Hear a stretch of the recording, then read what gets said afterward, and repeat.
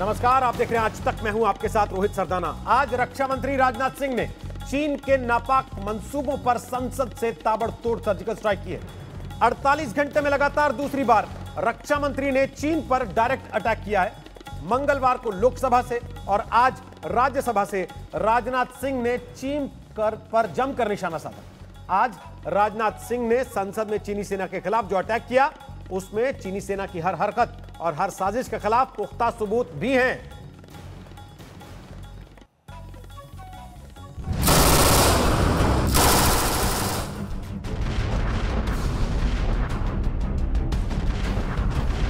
चीन की गतिविधियों से यह पूरी तरह से स्पष्ट है, उसकी कथनी और उसकी करनी में अंतर है।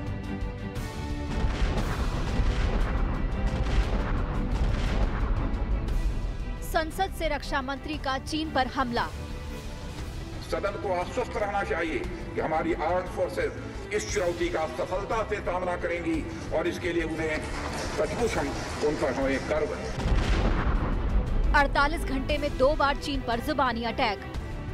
हमने यह भी स्पष्ट कर दिया कि हम भारत की सॉवरेनिटी और टेरिटोरियल इंटीग्रिटी की रक्षा के लिए पूरी तरह से डिटरमिन्ड हैं। राजनीति से ऊपर उठकर देश हित में मिला साथ।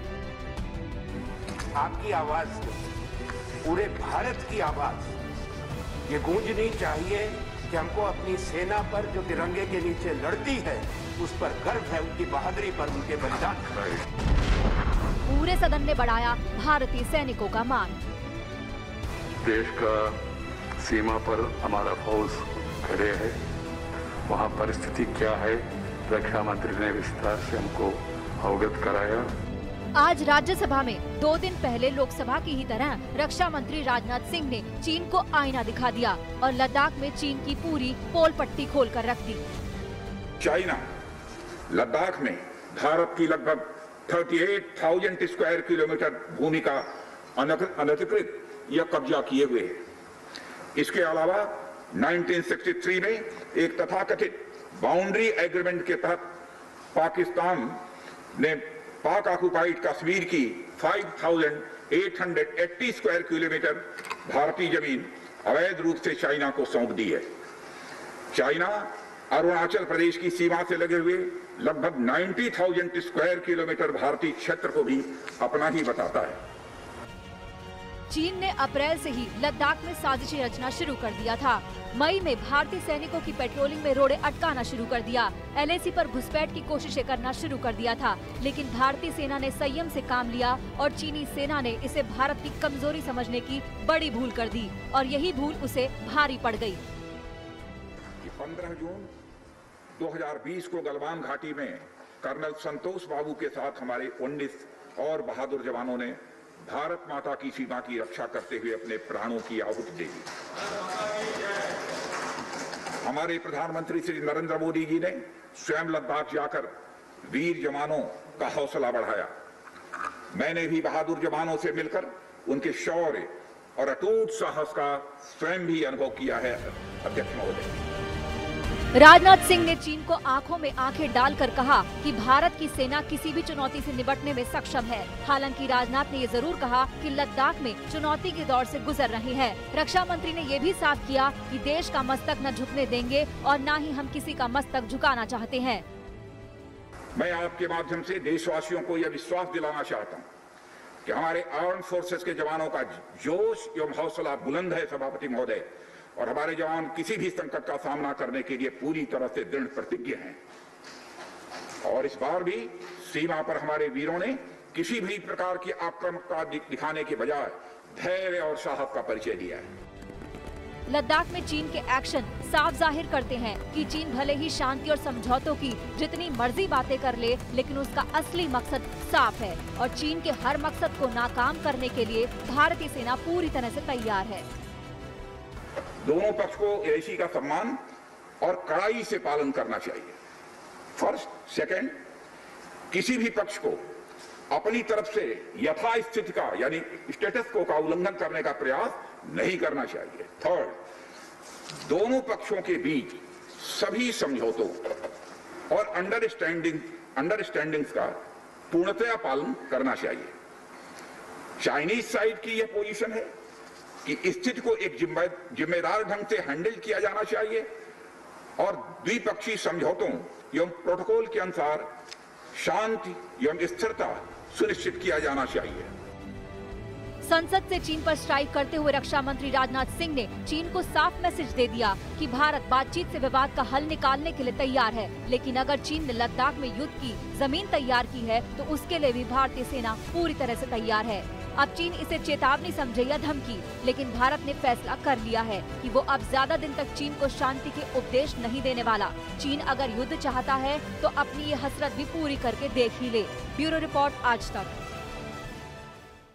तो हमारे साथ आ गए हैं संबित पात्रा, बीजेपी के नेता और प्रवक्ता हैं। हमारे साथ आ गए हैं अभय दुबे, वो कांग्रेस पार्टी के प्रवक्ता हैं। हमारे साथ आ गए हैं पूर्व DG infantry lieutenant general retired Sanjay Kulkarni, रक्षा विशेषज्ञ, और अशोक सज्जनार हमारे साथ आ गए हैं, विदेश मामलों के जानकार हैं, पूर्व राजनयिक हैं।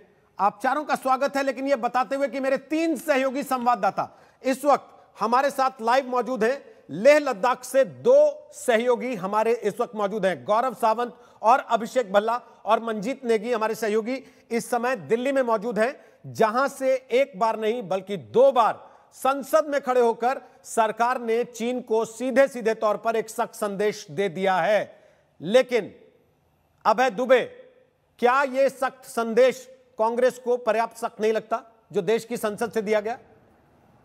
देखिए रोहित जी, आज मैं अपेक्षा कर रहा था कि जब हमारे 20 सैनिकों ने भारत की संप्रभुता और अखंडता के लिए शहादत दी है, तब कम से कम भारत के प्रधानमंत्री 20 मिनट निकालते और सारे राजनीतिक दल, समूचा देश जब दृढ़ता से सैनिकों के साथ खड़ा है तो उन्होंने भी अपनी प्रतिबद्धता जाहिर करनी थी। एक बात मैं यहाँ आगाह कर देना चाहता हूँ, देश पूरा समूचा सेना के साथ खड़ा है, मगर ये जो हाइब्रिड वॉरफेयर है, चीन की टैगलाइन है उसकी, fight and win without waging a war, युद्ध लड़े बगैर युद्ध को लड़ने का कौशल।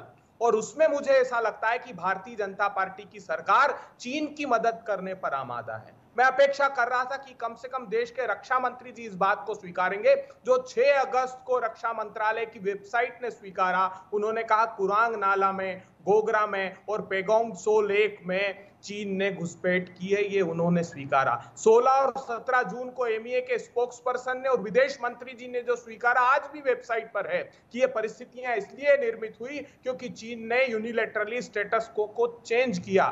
मुझे लगता है कि आज हमको चीन का साथ देने की अपेक्षा। देखिए इसका लाभ क्या है, बार बार हम क्यों मांग कर रहे हैं? जिस दिन आप ये बात स्वीकारेंगे उस दिन अंतरराष्ट्रीय कम्युनिटी को, इंटरनेशनल कम्युनिटी को चीन ये नहीं कहेगा कि ये हिस्सा हमारा है जहां हम मौजूद हैं। इतना नहीं, मैं आगाह करना चाहता हूं, खेमकुल्ला के पास भी हिमाचल प्रदेश में 20 किलोमीटर की सड़कें उन्होंने बनाई हैं। भारतीय जनता पार्टी के एमपी ने खुद शिकायत की कि अरुणाचल प्रदेश में चीन की सेना घुसती है। इतना ही नहीं, लोकसभा में स्वीकारा गया है कि 1025 बार बीते 3 सालों में चीन ने घुसपैठ की है। तो हम देश की सेना के साथ, सरकार के साथ, दृढ़ प्रतिज्ञा के साथ खड़े हैं। जी, जमीन कब्जा कर लेना देश की और घुसपैठ की कोशिश करना, क्या इन दोनों में कोई अंतर नजर नहीं आता आपको? बहुत आपने 3 जगहों का नाम लिया, उन 3 जगहों का नाम रक्षा मंत्री राजनाथ सिंह ने अपने बयान में लिया, लोकसभा में खड़े होकर बोला और कहा कि इन्होंने घुसपैठ की कोशिश की, फायरिंग तक हुई, नहीं, इस बात को स्वीकार किया। देखिए घुसपैठ की हुई है, आज मौजूद है। ये 6 अगस्त को डिफेंस मिनिस्ट्री ने अपनी वेबसाइट पर डाला। रोहित सरदाना जी, हम भी भारत के प्रति समर्पण का भाव रखते हैं। दौलत बेग ओल्डी में वाई जंक्शन पर आज भी सर आप समर्पण का भाव रखते हैं, मैं उस पर कोई सवाल नहीं कर रहा, लेकिन आपने खुद ही एक तरीके से कह दिया हाइब्रिड वॉरफेयर चल रहा है जिसमें भारतीय जनता पार्टी की सरकार ने घुटने टेक रखे हैं, वो चीन की मदद कर रही है। इसका मतलब आप ये कह रहे हैं कि चीन जीत गया, भारत हार गया। आप तो लड़ने से पहले हार मना चुके हैं भारत की, फिर आप कह रहे हैं कि हम समर्पण का भाव रखते हैं। ये दायित्व देखिए रोहित सरदाना जी, ये बात जनवरी 2018 में रॉ ने एक पावर पॉइंट प्रेजेंटेशन दिया था सरकार को। उन्होंने कहा था, इसी साइबर स्पेनियोज के बारे में बात की थी। उन्होंने कहा था कि नॉर्थ ईस्ट की लड़कियों से चीन के लोग शादी करके नागरिकता ले रहे हैं, आधार कार्ड बना रहे हैं, यहाँ पर हवाला का कारोबार फर्जी कंपनियां खोलकर कर रहे हैं, और सीबीडीटी ने छापा 19 जगह पर मारा और इस बात की पुष्टि हुई। तो ये पहली बार नहीं था, ये एक जो किताब लिखी है इन्वेस्टिगेटिव जर्नलिस्ट ने, उसने पूरा ब्यौरा दिया है इस बात का। तो हम सरकार देश के साथ खड़ी हो, हम सरकार के साथ हैं, देश की सेना के साथ हैं, लेकिन इस सच को स्वीकारना पड़ेगा सरकार को कि पेट्रोलिंग पॉइंट 4 से लेकर 8 तक उन्होंने परमानेंट मिलिट्री इंफ्रास्ट्रक्चर बनाया है। दौलत बेग ओल्डी में और पेगांगसो लेक में चीन की सेना लेह भी ले चलूंगा। दौलत बेग ओल्डी तक गौरव सावंत हो क्या है, उनके पास चलेंगे, उनसे पूछेंगे भाई वो क्या देख के आए वहां पर। लेकिन उसके पहले समित पात्रा अपनी बात रखिए। वो कह रहे हैं कि सरकार ने संसद में बोला लेकिन सच नहीं बोला, पहला। दूसरा, उनको उम्मीद थी कि पीएम बोलेंगे, आपने रक्षा मंत्री से बुलवाया। बोलिए। देखिए, बुरा मत मानिएगा रोहित जी, ये जो भद्रता होती है जिसको कर्टसी कहा जाता है अंग्रेजी में, उसका भी एक एलएसी होना चाहिए। अब मुझे तो लगता है, मुझे इस भद्रता के एलएसी को हमने बहुत दिन तक उस एलएसी को क्रॉस नहीं किया है।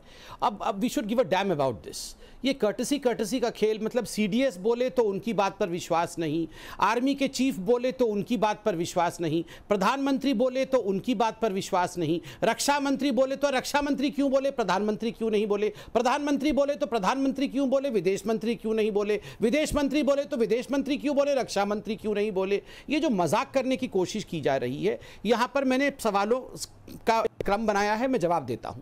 पहले इन्होंने कहा कि प्रधानमंत्री की प्रतिबद्धता कहां है, 20 हमारे जवान शहीद हो गए, प्रधानमंत्री का कुछ नहीं हुआ, उनके कान पे जूं तक नहीं रेंगी।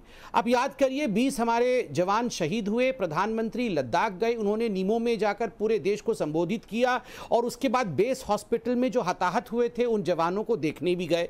यही कांग्रेस पार्टी ने ट्वीट किया कि ये कोई आर्मी के लोग थोड़े ही हैं, ये तो ड्रामा कंपनी है, ये हॉस्पिटल नहीं है, ये तो ऐसे ही लेटे हुए हैं, योगा कर रहे हैं, इनको तो कुछ नहीं हुआ है। आर्मी को क्लैरिफिकेशन देना पड़ा कि नहीं नहीं साहब, ये हमारे जवान हैं, ये हताहत हुए थे, कोरोना के कारण इनकी अलग यूनिट बनी है। दूसरी बात, आप याद करिए, इनका सवाल था कि टैगलाइन है चाइना का, to fight without winning a war, without waging a war, to win without waging a war. बिल्कुल सही बात है। अगर देश का ऑपोजिशन इसी प्रकार से चाइना के पक्ष में लड़ता रहेगा तो चाइना को लड़ने की क्या आवश्यकता है। इंडिया है सरेंडर्ड, मोदी है सरेंडर्ड, इंडियन प्राइम मिनिस्टर डरपोक है, भारत का प्रधानमंत्री कहीं छुप गया है, भारत के पास असला नहीं है, भारत में दम नहीं है, भारत छुपा हुआ है। 2008 में जाके माँ बेटे वहां पे चुपके शी जिनपिंग के साथ एक एमओयू साइन करते हैं। 2008 में ओलंपिक में सोनिया गांधी वहां चीफ गेस्ट बन के जाती है, और आप देखिए पैसा राजीव गांधी फाउंडेशन में चाइना से आता है, तो अपने आप चाइना जीत ही जाएगा। हाइब्रिड वॉरफेयर ही है, सही बोल रहे हैं। और कुछ यहाँ पे चाइनीज हाइब्रिड बैठे हुए हैं जो दिखते इंडियन है चाइनीज, दिखने नहीं, हाइब्रिड चाइनीज है, दिखते पूरा इंडियन है, एक्सपेक्ट कर रहा है, बिल्कुल इंडियन दिखते हैं चाइनीज। संबित जी, अगर सरकार से विपक्ष ये एक्सपेक्ट कर रहा है कि आप सीधे सवालों के सीधे जवाब दे दें, तो दे क्यों नहीं देते? अगर कुछ गलती नहीं है, अगर कुछ गड़बड़ नहीं है, अगर कुछ ऐसी चीज नहीं हुई है जिसको देश के सामने आने में कोई दिक्कत नहीं होनी चाहिए, तो रख दें संसद में, क्या दिक्कत है? चलिए, मैं इसको अभी जवाब देके अभी सॉल्व करता हूं। देखिए रोहित जी, हम तो दो यहाँ राजनेता बैठे हुए हैं, यहाँ दो ऐसे भी लोग हैं जो तटस्थ हैं, जो आर्मी बैकग्राउंड के हैं और जिनको कोई राजनीति से मतलब नहीं है। इसको वेट करवा लीजिएगा, जो मैं कहूँगा उसको वेरीफाई करवा लीजिएगा। इनका मूल प्रश्न है कि अगर LAC ब्रीच नहीं हुआ है और चीन की आर्मी इंडिया में आकर इन्वेजन नहीं की, तो ये बार बार हमारी सरकार स्टेटस क्वो एंटे क्यों बोल रही है? देखिए, वो यथास्थिति बनाने की बात इसलिए कर रही है क्योंकि जो LAC है वो LAC के दोनों तरफ, चाइनीज साइड के 2 किलोमीटर और हमारे साइड के भी 2 किलोमीटर में 1993 और 1996 के एग्रीमेंट के अंतर्गत वहां भी चाइना, अपने तरफ में भी चाइना बिल्डअप नहीं कर सकता है और कोई परमानेंट या टेम्पररी स्ट्रक्चर इरेक्ट नहीं कर सकता है। मगर चीन ने LAC के अपने तरफ एक भारी मात्रा में बिल्डअप किया है, जिसके नतीजे में इंडिया ने भी काउंटर बिल्डअप किया है। एरिया ऑफ डिफरेंट परसेप्शन में, दोनों एरिया ऑफ डिफरेंट परसेप्शन में चल रहा है। तो भारत का कहना है, आपने संधि का उल्लंघन किया है, आप अपने स्ट्रक्चर्स को और अपने जवानों को पीछे हटाइए जो संधि हुई थी, हम भी अपने काउंटर बिल्डअप जो किया है हम पीछे हटाएंगे। इसका अर्थ ये नहीं है कि भारत ने सरेंडर कर दिया है, इसका अर्थ ये नहीं है कि हमने जमीन लूट ली, हमारी जमीन चली गई। संबित जी, मैं इसकी तस्दीक, अभय जी आपके लिए भी इसकी तस्दीक मैं लेह से कराना चाहता हूं। वहां हमारे 2 सहयोगी हैं, देखिए धूप कितनी तेज है, आंखों चुंधिया जाती है इस वक्त में खड़े होने पर वहां पर, और शाम होते होते मौसम बिल्कुल पलट जाता है। ऐसी परिस्थिति में वहां सैनिक खड़े होते हैं, ऐसी परिस्थिति में वहां रिपोर्टर खड़े हैं। गौरव सावंत, आप दौलत बेग ओल्डी तक गए, जहां तक कोई नहीं जाता, आमतौर पर कोई मीडिया रिपोर्टिंग नहीं होती वहां से, लेकिन आज कांग्रेस के प्रवक्ता वो ये कह रहे हैं बैठकर यहां पर कि हमें पता है कहां कहां पर चीन घुसा चुका है, हमें पता है कहां कहां चीन ने बिल्डअप कर लिए और हमें पता है कहां कहां चीन ने भारत की जमीन कब्जा ली है। क्या वो सही कह रहे हैं?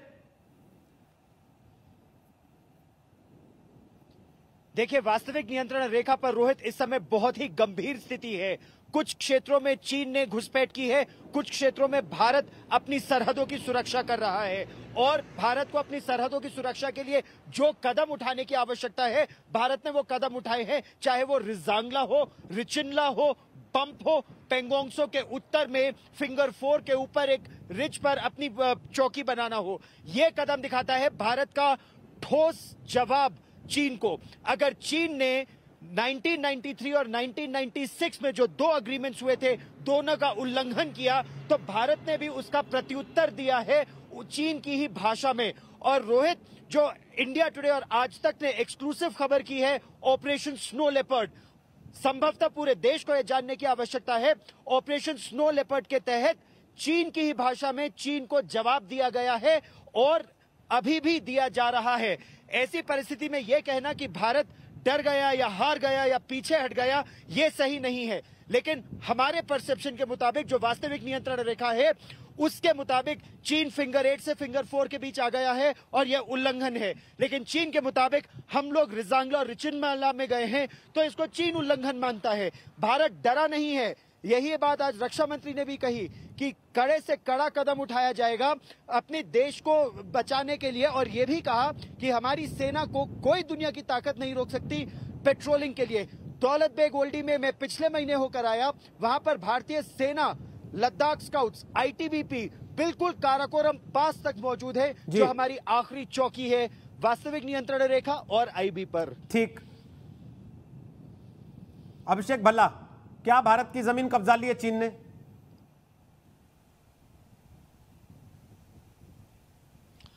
जी रोहित, देखिए, भारत की चीन ने भारत की ज़मीन कब्जाई है या नहीं, इस पर चर्चा चलती रहेगी। लेकिन ये बात सही है कि चीन ऐसे इलाकों में आके बैठा था जहां पे शुरू से भारत रहता था। तभी भारतीय सेना का ये स्टैंड रहा है और भारतीय सरकार का ये स्टैंड रहा है कि स्टेटस को एंटे एज ऑफ अप्रैल, यानी कि वो यथास्थिति जो अप्रैल एंड में थी वही बननी चाहिए। चीन इस पर जो है कुछ भी कार्रवाई नहीं कर रहा है। 5 बार कोर कमांडर स्तर पर बातचीत हो चुकी है, कुछ भी नतीजा नहीं निकला। हर बार उस बातचीत में यही निर्णय लिया जाता था कि क्या रोड मैप है डीएस्केलेशन का, कैसे पीछे हटेंगे। भारतीय सेना भी कुछ इलाकों में पीछे हटी, जैसे कि गलवान में चीन की सेना भी पीछे हटी। पेंगोंग सो को लेके लेकिन बहुत बड़ा मसला बना रहा और ये देखा गया कि बार बार प्रोबिंग मिशंस चलते रहे चीन की सेना की तरफ से, और अब बात ये पहुंच गई है कि 4 महीने से ज़्यादा हो गया है और तनाव बना हुआ है, डिप्लॉयमेंट बढ़ रहा है। लेकिन मैं आपको ये बात बता दूं रोहित की अब बहुत बात हो चुकी है। भारतीय जो स्टैंड है किस तरह की डिप्लॉयमेंट भारत की तरफ से रहेगी, और जैसा कि गौरव बता रहे थे कि जिस तरह से चीन ने कुछ इलाकों में आके अपना कब्जा किया, वैसे ही कुछ ऐसे इलाके हैं जो भारत जहां पर बैठा हुआ है जिसको कभी भी क्रॉस नहीं हुई। वापस आते हैं अभिषेक, आपकी आवाज कट रही है, आवाज कट रही है, वापस आते हैं आपके पास। मंजीत नेगी, क्या संसद से रक्षा मंत्री का 2 टूक चीन का नाम लेके बयान देना ये काफी नहीं होता? क्या डिप्लोमेसी में इससे आगे चीजें जाती हैं? रोहित, इससे पहले जब खुद प्रधानमंत्री ले गए थे तो चीन के का नाम न लेने को लेकर जरूर सवाल उठाए गए थे, लेकिन अभी जिस तरह की आक्रामक रणनीति इस वक्त सरकार से लेकर सेना ने उठाई है उस पर सवाल नहीं उठाए जा सकते, क्योंकि अभी अगर ये कहना हो कि जो कोर कमांडर स्तर की बातचीत है, चीन बातचीत चाहता है, लेकिन अब भारत ने साफ कर दिया है कि बातचीत अब सैन्य स्तर पर बातचीत का कोई मायने नहीं है। और हमने देखा कि पिछले 4 महीनों के बाद पिछले 2-3 दिनों में सेना ने अपनी ताकत और लंबी लड़ाई की जो तैयारी है चीन के खिलाफ, वो तैयारी भी मीडिया के जरिए दिखाई। तो ये साफ है सरकार और सेना, सरकार यहाँ संसद में कहें या फिर देश के अंदर दिल्ली में, पूरी तरह से आक्रामक होकर चीन को घेरने की तैयारी कर रही है। जिस तरह के स्टेटमेंट पहले लोकसभा में राजनाथ सिंह ने दिए और राज्यसभा में आज फिर रक्षा मंत्री ने उस बात को दोहराया। वहीं अब अगर सरहद की बात करें तो सेना पूरी तरह से, खासतौर से 2 इलाके जरूर हैं, फिंगर 5 जहां पर चीनी सेना बैठी हुई है और देप्सांग का इलाका जहां मुश्किलें हैं, लेकिन अब ये तय माना जाए कि सरकार कहीं भी बैकफुट पर या सेना की जो रणनीति है वो पूरी तरह से आक्रामक है इस मुद्दे को लेकर। ठीक है, अभय दुबे, कल ऑल पार्टी मीटिंग हुई, अभय दुबे जी, उसमें सवाल नहीं पूछे आपने सरकार से।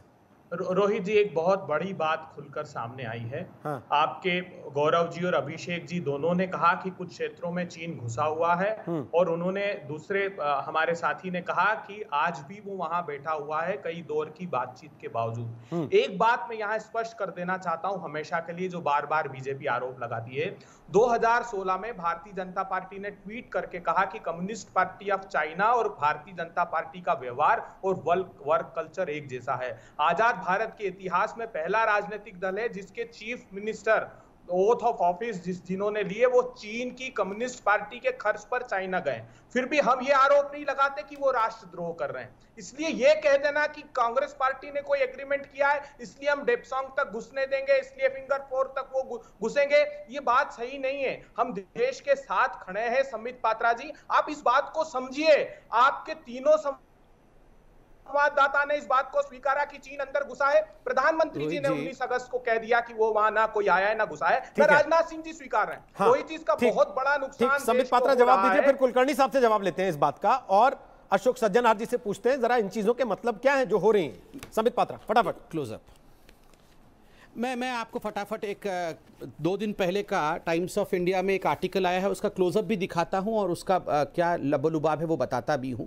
बड़े स्पष्ट रूप से इस आर्टिकल ने जो यूएस मैगजीन में छपा हुआ था उसमें लिखा गया है कि जो एग्रेसिव स्टेप चाइना के शी जिनपिंग ने लिया था उसमें कहीं ना कहीं वो हार गए हैं, and China show has been a flop show. China का ये फ्लॉप शो रहा है। आप यहाँ पूरी तरह से इस आर्टिकल को देख सकते हैं। केवल भारत ही नहीं, पूरा विश्व ये आप सेकेंड आर्टिकल को दिखाइए, पूरा विश्व इसको कह रहा है कि she is aggressive moves against India unexpectedly flopped.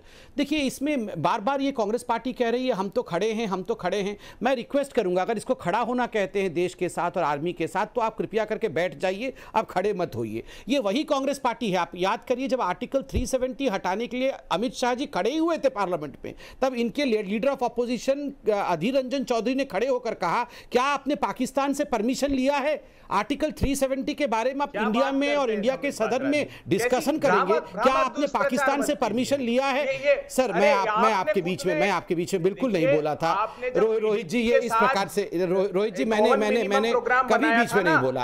उन्होंने कहा था कि ये बायलैटरल अफेयर है, बिना दूसरे देश के परमिशन के आप डिबेट नहीं कर सकते हैं।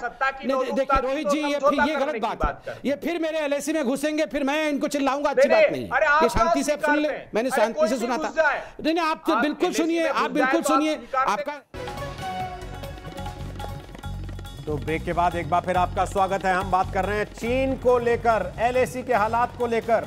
राज्यसभा में रक्षा मंत्री राजनाथ सिंह के बयान की। हमारे साथ हैं संबित पात्रा बीजेपी से, हमारे साथ हैं अभय दुबे कांग्रेस से, हमारे साथ हैं लेफ्टिनेंट रिटायर्ड संजय कुलकर्णी रक्षा विशेषज्ञ, और हमारे साथ हैं अशोक सज्जनहार साहब जो कि हैं विदेश मामलों के जानकार, पूर्व राजनयिक। चारों से बात करें उसके पहले फटाफट आपको कुछ हिस्सा सुनवाते हैं रक्षा मंत्री राजनाथ सिंह के बयान का जो उन्होंने आज राज्यसभा में दिया। जैसा कि सदन इस बात से अवगत है कि भारत एवं चाइना का सीमा का प्रश्न अभी तक अनसुलझा है। भारत और चाइना की बाउंड्री का कस्टमरी और ट्रेडिशनल अलाइनमेंट चाइना नहीं मानता है। यह सीमा रेखा वेल एस्टेब्लिश्ड भौगोलिक सिद्धांतों पर आधारित है, जिसकी पुष्टि न केवल ट्रीटीज और एग्रीमेंट्स द्वारा बल्कि हिस्टोरिक यूसेज और प्रैक्टिसेस द्वारा भी सभापति महोदय हुई है। इससे दोनों देश सदियों से अवगत हैं, जबकि चाइना यह मानता है कि बाउंड्री अभी भी औपचारिक रूप से निर्धारित नहीं है। साथ ही चाइना यह भी मानता है कि हिस्टोरिकल जुरिस्डिक्शन के आधार पर जो ट्रेडिशनल कस्टमरी लाइन है उसके बारे में दोनों देशों की एक अलग अलग व्याख्या है। दोनों देश 1950 और 1960 के दशक में इस पर बातचीत कर रहे थे, परंतु पारस्परिक रूप से स्वीकार्य समाधान नहीं निकल पाया था। सभापति महोदय, जैसा कि यह सदन अवगत है कि चाइना लद्दाख में भारत की लगभग 38,000 स्क्वायर किलोमीटर भूमि का अनधिकृत। तो सुना आपने रक्षा मंत्री राजनाथ सिंह को। संजय कुलकर्णी साहब, आपने कांग्रेस बीजेपी दोनों नेताओं की बात सुनी, आपने जो ग्राउंड रिपोर्टर्स वहां पर मौजूद हैं आज तक के, उनकी भी बात सुनी। क्या भारत चीन को लेकर सही रास्ते पर नहीं है? क्या भारत से चूक हुई है और हो रही है? रोहित, इससे पहले कि मैं कुछ कहूं, मुझे बड़ा अच्छा लगा कि ब्रिगेडियर चित्तरंजन सावंत जो मेरे चाइनीज के एक इंस्ट्रक्टर थे, उनका सुपुत्र गौरव सावंत आपके साथ डीबीओ से बात कर रहा है, तो उन्होंने खुद ही देखा होगा और आपने खुद ही सुना होगा वो क्या बता रहे हैं। जहां तक कि चीन और भारत का संबंध है, जो हमारे जो कार्रवाई है, चीन जैसे मैंने खुद देखा है, मैं उनसे डील करता रहा, चीन के कथनी और करनी में अंतर होता है। चीन के ऊपर विश्वास नहीं किया जा सकता, चीन के दिल में खोट है, और यही कारण है कि रक्षा मंत्री ने साफ शब्दों में कहा कि जितने भी संधियां हैं उनका उल्लंघन करते हुए चीन ने यूनिलेटरली अपने एलएसी को अल्टर करने की कोशिश की, और यही वो कारण है कि आज युद्ध माफिक इस तरह के हालात हो चुके हैं। तो इसको मद्देनजर रखते हुए जिस तरीके से भारत ने जवाब दिया है, यही एक कारण है कि आज चीन बैकफुट पर है। अगर 29 और 30 की रात को प्रोवोकेटिव मिलिट्री मूवमेंट के ऊपर के बाद अगर हिंदुस्तान प्रिएम्प्टिव तरीके से ब्लैक टॉप, हेलमेट टॉप, मगर हिल, गुरुंग हिल, रजांगला, रिचेनला ये पकड़ता नहीं है, तो मुझे लगता है थोड़ा मुश्किल होता, और चीन को शायद साउथ पेंगांगसू में वेल एस्टैब्लिश्ड फुटहोल्ड, पर वो नहीं कर पाए। अब आप देखिएगा जिस तरीके से ये क्या है, पहाड़ों में जो अगर लड़ाई होती है तो माउंटेन्स जो है दे फेवर द डिफेंडर, क्योंकि माउंटेन फेवर द डिफेंडर, जिसके पास हाइट्स है वो वहां का मालिक है। तो आज की तारीख में we are on the front foot, the Chinese are on the back foot. आज अगर पेंगांगसू में नॉर्दर्न बैंक में अगर फिंगर 4 टू फिंगर 8 में वो अगर है, वो मुझे लगता है जाएगा पीछे। अगर नहीं भी जाएगा, अगर no war no peace situation में है और रियल एस्टेट लेने की अगर कोशिश भी कर रहा है वो, तो कुछ फायदा नहीं है उसको। अगर कल खुदा ना खास्ता बलू जाता है, पहला काम वो ये करेगा, वहां से पीछे भागेगा, क्योंकि जितने भी नॉर्थ पेंगांगसू में फिंगर 4 फिंगर, हम भाई we are dominating fire and observation. तो ऐसे नहीं, हम लोगों ने बहुत सक्षम है, हम लोगों ने बहुत अच्छे कदम उठाए हैं। कुलकर्णी साहब, आपने कहा कि चीन की कथनी और करनी में अंतर है, उस पर भरोसा नहीं किया जा सकता। क्या भारत आंखें बंद करके बैठा हुआ था जब चीन ने अपनी कथनी और करनी का अंतर दिखाया? क्या यह भारत का फेल्योर है अगर चीन एलएसी पर ऑल्ट्रेशन की कोशिश करता है? और क्या इससे पहले चीन ने कभी नहीं किया ऐसा? आप मेरे से पूछ रहे हैं? जी कुलकर्णी साहब, आप इसे पूछ रहा हूं। हाँ, नहीं, चीन पहले भी करता है, ऐसे नहीं है कि चीन ने पहले नहीं किया है, चीन पहले करता आया है, लेकिन इस बार के करने में और पहले करने में अंतर है। पहले आता था, हाथापाई होती थी और वापस चला जाता था। एस्टैब्लिश्ड प्रोटोकॉल्स थे 93 और 96 पीस एंड ट्रैंक्विलिटी एग्रीमेंट के द्वारा बैनर ड्रिल होता था। अगर हमने उनके पेट्रोल को देखा, उन्होंने हमको देखा, तो हम बैनर दिखाते थे, वो वापस चले जाते थे हम।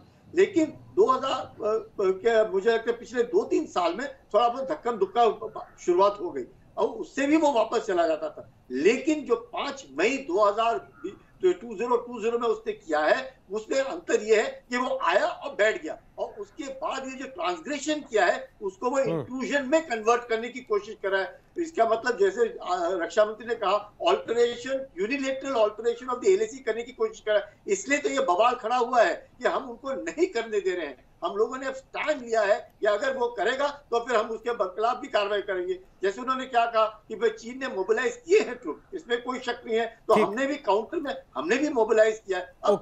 अब एक ही बात रोहित कहना चाहूंगा मैं यहाँ पर, हम लोग अभी स्टेटस को एंटे बात करते हैं। अब स्टेटस को एंटे में मुझे लगता है हमें भी सोचना पड़ेगा कि अब स्टेटस को एंटे अप्रैल 2020 में अगर जाना है तो क्या जितने भी अभी हमने जो हाइट्स पकड़े हैं वो में हमारे को फायदा है, बहुत जबरदस्त फायदा है। अब इसको क्या कर लेगा चीन? कुछ नहीं कर सकता है, वो जाएगा। अगर हम स्टेटस को एंटे अप्रैल 2020 चाहते हैं तो बिल्कुल वैसे जैसे यथास्थिति थी वही, उसमें कोई भी कॉम्प्रोमाइज नहीं होना चाहिए। ठीक, मुझे पता नहीं अभय जी को आपकी बात पे हंसी क्यों आ रही है, मैं उनसे पूछूंगा, लेकिन उसके पहले अशोक सज्जनहर जी, क्या भारत की सरकार या भारत की नीति इस समय चीन के पक्ष की दिख रही है, जैसा अभय जी ने आरोप लगाया कि साहब ये तो चीन के साथ ही खड़े? जी नहीं, बिल्कुल नहीं, बिल्कुल नहीं। देखिए, बहुत बारी ऐसा, न केवल हमारे जो सैनिक वहां पर खड़े हैं, सीमा पर खड़े हैं और जिन्होंने बिल्कुल मुंह तोड़ जवाब दिया है। देखिए, हमारे अगर 20 वहां पर 15 जून को गलवान में सैनिक शहीद हुए, तो चीन ने तो ये नहीं बताया है जो उनके कितने सैनिक मारे गए हैं, परंतु अमेरिका की जो इंटेलिजेंस रिपोर्ट्स वगैरह आती हैं, कोई कहता है 43, कोई कहता है 65, कोई कहता है 100 से ऊपर। तो देखिए, हमारे सैनिकों ने बड़ा अच्छी तरह मुंह तोड़ जवाब दिया है। अभी बताया गया है जो प्रधानमंत्री गए थे वहां पर 3 जुलाई को बिल्कुल सीधा सीमा पर लद्दाख में, और उन्होंने बताया जो ये विस्तारवाद की नीति खत्म हो गई है। फिर आप वो भी देखिए जब लाल किले पर 15 अगस्त में प्रधानमंत्री ने LOC और LAC का दोनों साथ में नाम लिया, तो अगर हमारी दुश्मनी है, एडवर्सरी है पाकिस्तान, तो चीन को भी उसी श्रेणी में लाकर उन्होंने खड़ा कर दिया। ठीक है, हमारे विपक्ष के नेता बोलते हैं जो चीन का नाम नहीं लेते हैं, परंतु अब कल और आज में तो चीन का नाम भी बहुत जोर शोर से ले लिया गया है।